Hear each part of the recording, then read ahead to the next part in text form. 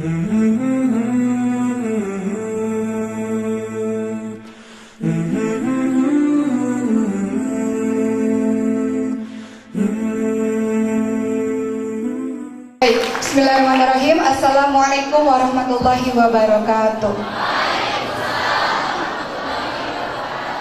Alhamdulillahirrabbilalamin. Wabihi nasta'in ala umuri dunya waddin. Wassalatu wassalamu ala asrafil anbiya'i wal mursalin wa ala alihi wa sahbihi ajma'in, amma ba'd. Rabbi shrah li sadri wa yassir li amri wahlul 'uqdatam min lisani yafqahu qawli. Ya Allah, lapangkanlah dadaku, mudahkanlah urusanku, dan lepaskan kekakuan dari lidahku supaya mereka mengerti perkataanku. Yang saya hormati Bapak dan Ibu, teman-teman yang saya cintai, panitia yang saya sayangi. Sebelum saya menyampaikan materi saya mengenai nikmatnya ta'aruf, saya dijadwalkan mengisi jam 1 siang, dan saya paling tidak suka tidak on time.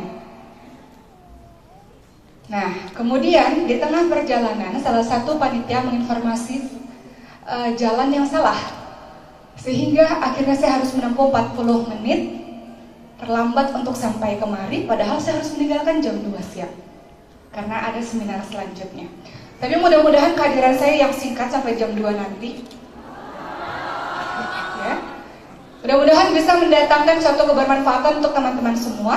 Untuk yang punya pacar pada hari ini, keluar dari gedung diputuskan pacarnya. Ada yang punya pacar? Banyak ya? Pacar atau ta'aruf? Ta'aruf apa TTM? Teman tapi mesra. Ta'arufan tapi TTM-an gitu ya, teman tapi mesra. Tapi yang jelas apa yang saya sampaikan di awal tadi menjadi suatu evaluasi tersendiri untuk panitia.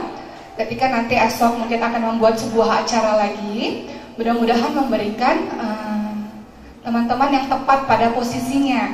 Jadi kita tidak rugi waktu seperti ini. Dan teman-teman, mudah-mudahan bisa memaafkan saya atas keterlambatan saya selama 40 menit, ya.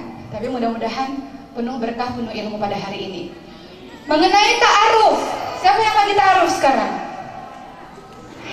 Ada tapi malu-malu. Ada yang lagi ta'aruf? Kalau lagi ta'aruf diam-diam aja. Jadi untung gak angkat tangan. Jangankan ta'aruf, lagi hitbah saja, sudah dilamar saja, harusnya diam-diam. Ini kan orang zaman sekarang udah lamaran, aku sudah lamaran, dipasang di sosial media, bener gak? Taunya detik-detik menjelang pernikahan batal pernikahannya, bener gak? Namanya hitbah, lamaran disembunyikan, tapi kalau pernikahan disebarluaskan. Silahkan.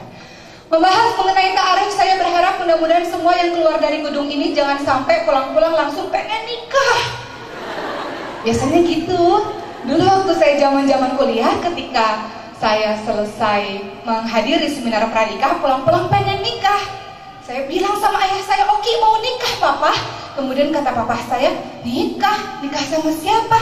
"Nggak tahu, pokoknya pengen nikah." Saya nggak tahu laki-lakinya siapa, tapi saya senang aja kalau ngelihat orang suami istri gandengan tangan. Itu adalah hal terromantis sedunia. Dan saya pengen banget pegangan tangan. Kan saya nggak bisa pegangan tangan dulu waktu belum nikah. Teman-teman ada yang udah pegangan tangan ya? Atau yang lebih dari itu? Pasti deg-deg ser rasanya. Tadinya pegangan tangan deg-deg ser, lama-lama udah biasa, naik lagi, meningkat lagi. Ya, enak gak rasanya megang tangan seseorang atau bahkan lebih daripada itu orang yang kita sukai? Enak gak rasanya? Enak gak? Enak. Enak ya? Pernah ngerasain. Enak, tapi apa? Tapi kata Allah, la taqrabuz zina innahu kana fahisya wa sa'a sabila. Jangan mendekati zina. Zina adalah perbuatan yang keji dan sebuah jalan yang buruk. Aku kan tidak berzina. Sudah ada di belakang ini foto saya sama suami saya tercinta, suami terganteng sedunia. Langsung masuk saja slide 17. Kita loncat 17 slide. Nah, ya, baik. Teman-teman, Al-Quran telah mengingatkan kepada kita, la taqrabuz zina innahu kana fahisya wa sa'a sabila. Jangan dekati zina, itu adalah perbuatan yang buruk, itu perbuatan yang keji dan suatu jalan yang buruk. Tapi aku tidak berzina. Ya, engkau tidak berzina. Memang Al-Quran mengatakan bukan jangan berzina. Al-Quran mengatakan jangan dekati zina. Maksud dekati zina itu apa? Mata memandang yang bukan haknya. Engkau memandang wanita cantik, engkau pelototin terus. Kita para perempuan memandang wajah yang tampan. Kan beda kalau mata yang lihat biasa sama mata yang, ya Allah ganteng banget nih orang, ya Allah. Iya ahi, iya, gitu kan beda ya. Kita memandang orang yang bukan halal untuk kita seperti itu kategori mendekati zina. Hati kita ini, pikiran kita ini berpikir tentang orang-orang yang tidak sepatutnya kita pikirkan, melanglang buana. Nih laki-laki biasanya suka bikin film di otaknya, betul nggak? Salah ya? Biasanya daya imajinasi laki-laki lebih tinggi bukan?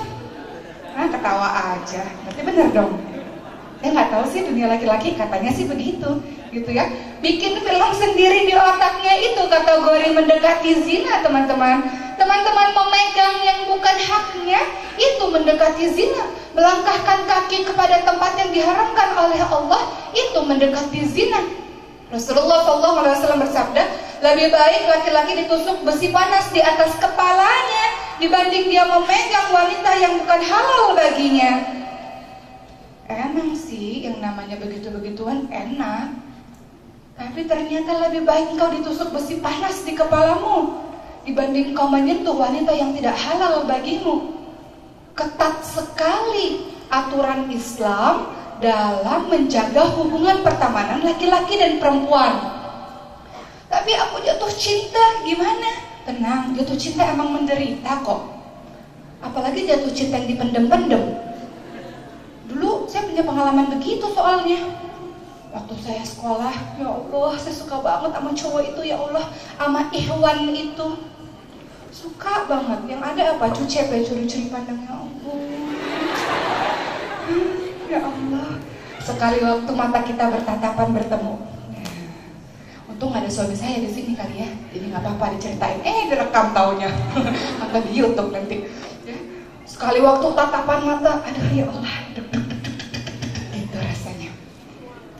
Ketika itu pulang dari sekolah, apa yang dirasakan? Lagi makan kepikiran cowok itu, lagi tidur kepikiran cowok itu, lagi mandi guyur-guyur, ya Allah, tuh cowok tadi tatapannya masya Allah, ya Allah. Lagi baca Quran, a'udzubillahi minasyaitonirrajim.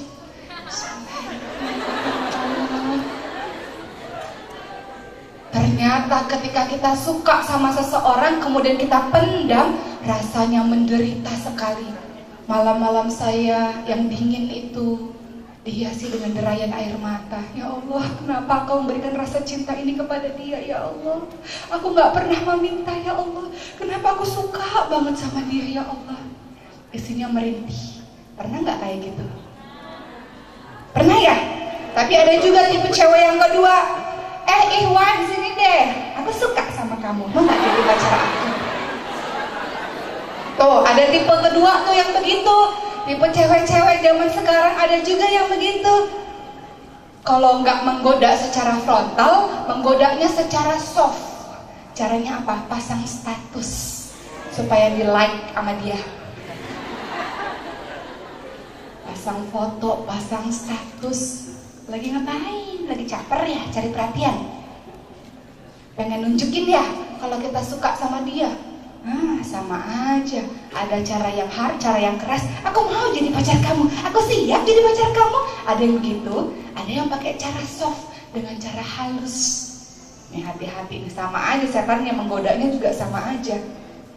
Ada juga yang tiba-tiba kalau lagi naksir sama cowok, ketemu sama cowok suaranya berubah. Iya Ahi, selamat berbuka puasa ya. Ahi, jangan lupa sholat yang tepat waktu ya. Suaranya jadi berubah. Suaranya jadi lemah lembut. Hati-hati, Allah mengingatkan di dalam Al-Quran surah Al-Adzab 33, jangan kita melemah lembutkan suara kita sehingga ada orang yang punya penyakit hati berkeinginan terhadap kita. Kalau suaranya begitu ya begitu aja, gak usah tiba-tiba suaranya jadi iya. Masa Masalahnya cowok paling hobi yang namanya dia itu jadi hero, dia jadi pahlawan. Cewek tabiatnya suka banget yang namanya dimanja, diperhatiin. Jadi kalau ada cewek yang bilang, bantuin aku dong, aku lagi sedih. Oh iya, curhat aja sama saya, begitu disambut. Hati-hati, ini cewek-cewek penggoda. Hati-hati dengan begitu. Laki-laki mah kalau dikasih ikan tangkap aja, ya enggak? Tapi itu laki-laki yang tidak beriman. Semua di sini beriman, solih dan solihah semuanya, masya Allah. Allah mengingatkan di surah An-Nur 30. Qulil mu'minin yaghuddu min absarihim wa yahfadzu furujahum. Katakan pada laki-laki beriman, jaga pandangan, jaga kemaluan. Tahu kan kemaluan? Perempuan, An-Nur 31. Qulil mu'minat yaghuddna min absarihin wa yahfazna furujahum. Wanita yang beriman jaga pandangan dan jaga kemaluan. Jangan sampai kita ngeliatin kayak saya tadi ya Allah, masya Allah, pandangan pertama bonus, kagak kenapa-napa, diliatin aja terus tuh. Ya Allah, subhanallah, masya Allah, astagfirullahaladzim, ya Allah, tetap aja dilihat. Begitu pula dengan perempuan. Kalau suka tuh hati-hati, mata berbicara, dari mata nanti akan timbul selanjutnya. Jadi bagaimana caranya? Kalau dirimu siap menikah, ingat ya, siap menikah itu bukan kayak saya dulu. Oki kan umurnya 20 tahun waktu itu, waktu zaman kuliah. Pengen nikah, boleh ya Pak? Gitu kan? Gak gitu juga sih ngomongnya. Kalau depan papa, boleh gak nikah Pak? Gitu kan, takut-takut gitu ya. Terus kenapa mau nikah? Supaya ada yang pegangin tangan, supaya kalau nyebrang ada yang pegangin. Emang menikah soal pegangan tangan doang? Jadi bagi teman-teman yang merasa di usia sekarang sudah siap menikah lahir batin, maksudnya menikah apa sih? Maksudnya dirimu siap mengemban tanggung jawab, teman-teman. Menikah adalah perkara tanggung jawab. Menikah bukan perkara disayang, dibelai, ditemani, dipegang rambutnya, bukan. Menikah perkara tanggung jawab ketika dirimu mengatakan ijab kabul yang beberapa detik mengubah statusmu itu dari lajang menjadi suami atau dari lajang menjadi seorang istri. Misalkan golizo, kata Quran, sebuah perjanjian yang sangat berat. Engkau sudah mengemban tanggung jawab bahwa perempuan tugasnya melayani suami, suami memberikan nafkah lahir batin, nafkah ilmu agama untuk istrinya. Banyak, nggak cuma soal masalah ditemenin aja, bukan hal sesepele itu. Jadi kalau sudah siap menikah, lahir, batin, sudah punya uang sendiri? Atau masih minta-minta sama orang tua yang laki-laki? Laki-laki punya kewajiban memberikan nafkah. Jadi memberikan nafkah artinya sudah mandiri, gak harus kaya raya. Karena Allah berjanji yang menikah pasti akan Allah kayakan mereka, Allah bantu mereka. Tapi yang jelas engkau memiliki penghasilan untuk menghidupi istri dan anak-anakmu kelak. Istri juga begitu, emang udah siap menanggung tanggung jawab untuk bisa melayani sang suami. Apalagi kalau punya anak, waktunya berkurang lagi. Jadi menikah adalah perkara tanggung jawab. Kita akan bahas satu persatu. Tujuan menikah apa sih? Tujuan menikah beberapa diantaranya adalah menjaga kehormatan diri, untuk menenteramkan hatimu. Gelisah gak kalau gak menikah? Kata cowok-cowok, gelisah. Aduh, gelisah, galau, gak tentram, gak tenang, gak punya tujuan hidup. Tapi nanti kalau sudah punya istri, tentram rasanya. Sebelumnya lagi, apalagi meneruskan keturunan dan untuk sarana beribadah. Next. Baik, kita bahas satu persatu. Menjaga kehormatan diri. Wahai generasi muda, kata hadis Bukhari Muslim, bila di antara kalian sudah mampu menikah, hendaklah menikah, karena mata akan lebih terjaga dan kemaluan akan lebih terpelihara. Mampu di sini maksudnya tidak hanya mampu secara biologis, tapi dirimu juga mampu untuk menafkahi, menghidupi anak dan istrimu. Itu lebih baik bagimu. Kalau misalnya lagi kuliah, menikah boleh nggak? Silahkan. Bagi yang mampu mengemban tanggung jawab lebih. Artinya ketika dirimu menikah, dirimu kuliah, ada tanggung jawab untuk diselesaikan. Dirimu menikah pun menambah tanggung jawab lagi. Dan itu bisa dilakukan untuk orang-orang yang hebat. Tapi ini kuliahnya aja amburadul, kemudian mau nikah. Satu aja tanggung jawab belum bisa dikelarin, mau nambah tanggung jawab lagi. maka pikir-pikir terlebih dahulu. Jadi yang udah ngebet pengen nikah tapi belum mampu disuruh apa? Puasa. Kenapa sih puasa? Puasa itu mengecilkan aliran darah, teman-teman. Setan masuk melalui aliran darah. Kalau kita lagi berhasrat, lagi pengen sama si A, si B, si C untuk bergaul, berkomunikasi secara dekat, berpuasa. Berpuasa akan menahan dirimu untuk berbuat maksiat yang dibenci oleh Allah Subhanahu wa taala. Aku pengen banget nikah tapi belum bisa. Belum mampu sebenarnya. Secara batin sih mampu, secara lahirnya nggak mampu. Puasa, sabar, puasa indah pada waktunya nanti. Ya, next slide. Tenang teman-teman, bagi yang ingin menikah, ya, ada golongan orang-orang yang berhak ditolong Allah. Salah satunya adalah pemuda-pemudi yang menikah karena mau menjauhkan dirinya dari yang haram. Masa-masa muda adalah masa-masa yang hawa nafsu lagi tinggi-tingginya. Tapi ada sebagian dari masa muda, dari para pemuda yang menekan hawa nafsunya dan memilih untuk beribadah kepada Allah. Inilah golongan yang kata Rasul apa? Ada 7 golongan manusia yang akan dinaungi oleh Allah, di mana tidak ada orang yang menaunginya, tidak ada siapapun yang bisa menaunginya kecuali Allah. Adalah salah satunya pemuda-pemudi yang tumbuh dalam ketaatan kepada Allah. Allah mengapresiasi masa muda luar biasa.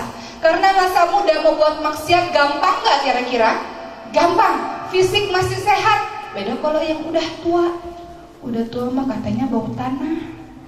Buat maksiat katanya susah.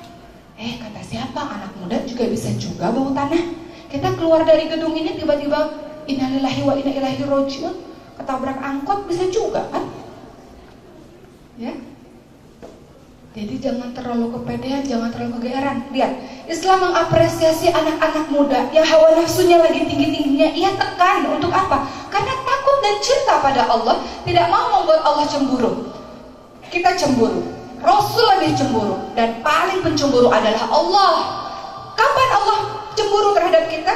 Ketika kita melakukan hal-hal yang dibenci oleh Allah, itulah saat Allah sangat cemburu terhadap kita.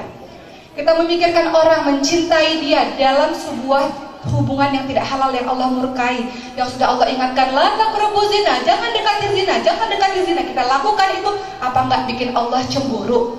Allah cemburu. Sebaik-baik kekasihmu Allah, tapi engkau membuat Allah cemburu dengan cara apa? Engkau membuat sebuah perbuatan yang dibenci oleh Allah dengan cara mendekati zina. Berteman silahkan, tapi jangan sampai nanti kayak tanaman disiram, kasih pupuk, lama-lama tumbuh subur tuh cintanya. Kalau berteman biasa saja, gak dikasih pupuk, gak dikasih apa-apa, biasa saja. Cinta itu emosi. Jadi kalau ada teman-teman yang bilang, aku tuh cinta banget sama dia, aku udah pacaran loh 4 tahun, 5 tahun, 6 tahun, 7 tahun, tumbuh kembang bersama dengan dia itu semuanya lah. Giliran putus patah hati. Yang namanya patah hati, ada yang sampai bunuh diri kan? Kenapa? Teman-teman, cinta itu emosi sesaat saja. Tidak ada percintaan sebelum pernikahan. Cinta sebelum pernikahan adalah hawa nafsu saja. Ingat ya, tidak ada cinta sebelum pernikahan. Kalaupun ada mengaku cinta, itu hanya hawa nafsu saja. Kenapa? Karena engkau melanggar perintahnya Allah. La taqrabu zina tadi, jangan dekati zina, tapi kau mendekati zina. Jadi pantas saja orang yang pacaran lama pengen katanya, aku ingin membuat sebuah rumah tangga yang sakinah, mawaddah, warahmah. Pernikahan adalah suci, maka proses yang harus dilewati juga harus proses yang suci. Laki-laki yang baik gak mungkin merusak perempuannya, perempuan yang baik gak mungkin merusak laki-lakinya. Kalau dia saling mencintai satu sama lain, kalaupun mencintai, cintanya dalam diam. Dengan cara apa? Ayo dong lihat bagaimana kisah cinta Ali bin Abi Thalib dengan Fatimah. Tahu kan kisah cintanya? Fatimah dilamar oleh Abu Bakar As-Siddiq radhiyallahu anhu. Kata Ali, ya Allah, dilamar sama Abu Bakar. Siapalah aku pemuda yang miskin ini? Sementara Abu Bakar adalah orang yang kaya raya, dermawan, membebaskan budak. Di mana ada Rasul, di situ ada Abu Bakar. Pastilah Abu Bakar diterima oleh Rasul untuk meminang Fatimah. Abu Bakar ditolak. Umar bin Khattab melamar Fatimah, ditolak juga. Kemudian Ali bin Abi Thalib melamar Fatimah, kata Rasul, ahlan wa sahlan, padahal gak punya apa-apa kecuali baju besi yang dijadikan sebagai mahar. Di malam pertama pernikahan, Fatimah mengatakan, Ali, sebenarnya sebelum nikah dengan kamu, aku pernah mencintai seseorang. Gimana rasanya? Di malam pertama udah dibilangin dulu sebelum nikah, aku pernah cinta sama seseorang. Kata Ali, kenapa engkau menikahi aku kalau engkau mencintai orang itu? Kata Fatimah apa? Sesungguhnya orang yang aku cintai sejak dulu adalah engkau, wahai Ali. Mereka mengucapkan pernyataan saling cinta di saat pernikahan. Di saat hubungan mereka sudah halal, baru mereka saling mengatakan, aku mencintaimu, aku mencintaimu. Tapi sebelum pernikahan itu terjadi, baik Ali maupun Fatimah, bahkan dikatakan syaitan pun tidak tahu mereka saling mencintai. Saling mencintai dalam diam. Kenapa? Karena tidak patut untuk disebutkan, tidak patut untuk dikatakan, kecuali kau ingin menikah. Jadi yang sedang menderita karena jatuh cinta, tenang, dirimu tidak sendirian. Saya juga pernah ngalamin kok. Akhirnya diganti dengan orang yang lebih baik. Pada saat yang tepat, di waktu yang tepat, semuanya indah pada waktunya. Jadi sabar saja, ya. Next. Udah jam 2, gimana nih? Ya, next. Baik, ini agak loncat-loncat gak apa-apa ya. Mudah-mudahan teman-teman masih bisa memahami. Teman-teman, ketika pada akhirnya nanti teman-teman mau menentukan pilihan untuk menikah, Rasul sudah memberikan pesan besar untuk memilih dengan kedudukan, dengan fisik, dengan harta, dengan keturunan, tapi sebaik-baik dengan agama. Keempat itu boleh saja, tapi sebaik-baik dengan agama. Kalau engkau memilih dengan agama, agama adalah akhlak, ingat ya. Kalau engkau memilih dengan agama, ketika dia mencintaimu, dia akan memuliakanmu. Ketika dia tidak mencintaimu, dia tidak akan menzalimimu. Itu kata Hasan Al-Basri. Kalau dirimu memilih seorang pasangan hanya karena kedudukannya saja, maka Allah akan menambahkan kehinaan padanya. Kalau engkau memilih pasanganmu hanya berdasarkan kekayaan saja, engkau akan diberikan kemiskinan nantinya. Atau nasabnya saja, Allah akan menambahkan kerendahannya. Tapi menikahlah dengan agamanya. Kalau dapat tempat-tempatnya, udah ganteng, kaya, keturunan bagus, agama bagus, alhamdulillah. Enak ya? Udah cantik, udah ganteng, kaya raya lagi, enak bener. Tapi ingat, tidak ada manusia yang sempurna. Prioritas pertama adalah pilih dari agama, jangan dari yang lain-lain. Cantik, ya 50 tahun lagi juga udah peyot, betul nggak? Udah ompong. Kaya, ya kayak semiliar-miliar berapapun uang yang engkau punya, dalam satu hari Allah bisa habiskan dengan musibah kebakaran misalnya, jatuh miskin. Bener nggak? Kedudukan memang penting, tapi kalau kedudukan agamanya nggak baik ya percuma juga. Kedudukan ningrat tapi dia akhlaknya buruk, mau nggak? Enggak. Jadi pilihlah berdasarkan agamanya. Next slide. Teman-teman, tujuan menikah. Ketika teman-teman mendapatkan undangan pernikahan di surat Ar-Rum 21. Litaskunu ilaiha wa ja'ala bainakum mawaddah wa rahmah. Tujuan pernikahan adalah engkau mendapatkan ketenteraman hati, sakinah, mawaddah wa rahmah. Tentram, sakinah, mawaddah cinta, rahmah adalah kasih sayang. Tujuan engkau menikah kelak adalah tentram. Jadi jangan sampai, sekarang kan masih searching nih, bener gak? Sekarang kan waktunya, teman-teman masih kuliah ya sebagian besar. Kan waktunya searching mana ya kira-kira yang oke untuk jadi pendamping saya, gitu kan? Jangan sampai jadi pahlawan kesiangan. Kata laki-lakinya, memang sih dia kayaknya buruk, perempuan akhlaknya buruk, gak pakai kerudung udah gitu buruk lagi akhlaknya. Kalau belum pakai kerudung tapi ada potensi kebaikan ya nggak apa-apa. Tapi ini Pak, si laki-lakinya bilang nggak apa-apa, aku mau merubah dia kok. Kalau nikah sama aku, pasti aku bisa merubah dia. Setelah nikah, dirimu dapat PR lagi. Ternyata nggak mudah merubah orang. Jadi jangan sok-sok jadi pahlawan kesiangan. Pilih dari awal yang baik. Kata si perempuan, oh laki-laki itu tukang minum homer, tukang minum, tukang rokok, tukang gaul kesana kemari. Aku tapi yakin kalau aku nikah sama dia pasti bisa berubah. Ketika nikah, akhirnya kebiasaan laki-laki itu berlanjut, nambahin PR. Kalau nikah nggak perlu nambah-nambahin PR. Nikah itu sudah rumit, jangan perlu nambah-nambahin PR lagi. Yang paling penting adalah kau pilih laki-laki baik, pilih perempuan baik untuk menjadi ibu bagi anak-anakmu. Pilih laki-laki yang baik dari awal untuk menjadi ayah bagi anak-anakmu, sehingga PR-mu tidak terlalu banyak lagi. Ya teman-teman ya. Jadi jangan cari-cari PR deh. Sudah diperintahkan kok oleh Rasul, pilih yang agamanya baik. Agama baik lihat dari akhlak baik. Akhlak baik lihat dari pergaulannya yang baik. Temannya adalah cerminan bagi dirinya. Lihat pergaulannya. Jadi seleksinya ketat. Kalau mau ta'aruf jangan asal ta'aruf doang. Seleksinya ketat. Kalau bahasa Jawanya lihat bibit bebet bobotnya, ya. Kita seperti orang yang memata-matai. Kirim orang mata-matain tuh sahabatnya atau siapa, kayak gimana sih sesungguhnya orang ini. Jadi jangan sampai kita ta'aruf itu beli kucing dalam karung. Ta'aruf itu perkenalan secara mendalam. Dalam masa-masa ta'aruf teman-teman, pertanyaan yang diajukan adalah, Ukti, aku mencintaimu karena Allah. Ukti, udah makan belum? Ahi, udah makan belum?